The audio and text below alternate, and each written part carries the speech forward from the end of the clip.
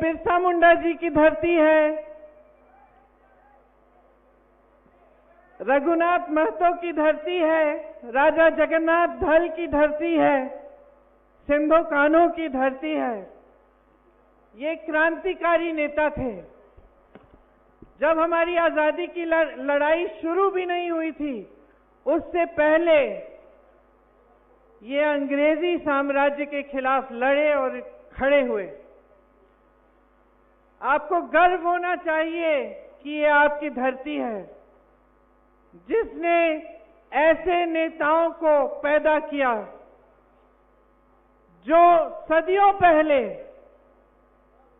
आपके लिए, आपके अधिकारों के लिए लड़े, इतने बड़े साम्राज्य से लड़े, और जिन्होंने रास्ता दिखाया जो बाद में महात्मा गांधी, जवाहरलाल नेहरू, सरदार पटेल, सुभाष चंद्र बोस जी जैसे स्वतंत्रता सेनानियों ने पकड़ा।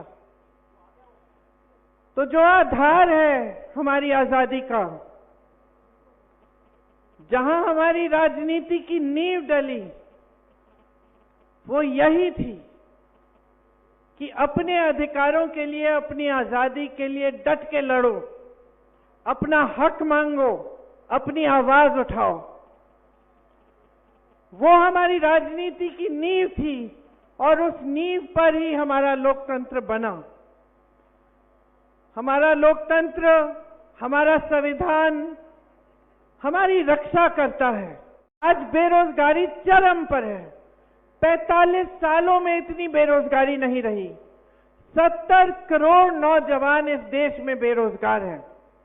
और आज वो जमाना नहीं रहा बहनों और भाइयों कि हम बच्चों को बड़े करते थे, जैसे ही बड़े हो जाते थे मजदूरी में या खेती में लगा लेते थे। आज वो जमाना नहीं है। आज जो बेरोजगार नौजवान खड़ा है वो शिक्षित है, क्योंकि हर एक माँ बाप ने, हर एक परिवार ने, चाहे कितनी भी दूर दराज गांव का हो, चाहे कितने भी गरीब परिवार का हो, उन्होंने कोशिश की है कि अपना बच्चा शिक्षित बने, अपनी बेटी शिक्षित बने, ताकि अच्छा रोजगार मिले और भविष्य उज्जवल हो। ये सही बात है कि नहीं? मेरी बहनें बैठी हैं, आज आप चाहती हैं कि अपनी बच्चियां भी शिक्षित हो ताकि खड़ी बड़ी होकर अपने पैरों पे खड़ी हो पाए। आज वो जमाना नहीं है कि शिक्षित नहीं करते हम अपने बच्चों को। तो आज जितनी भी जनता, जितने भी नौजवान बेरोजगार हैं, तमाम शिक्षित हैं।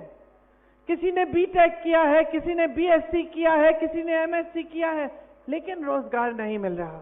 ये बहुत बड़ी समस्या है हमारे देश के लिए, क्योंकि हमारे देश में, पूरे विश्व भर में हमारा ही एक देश है जिसमें सबसे ज्यादा नौजवान हैं।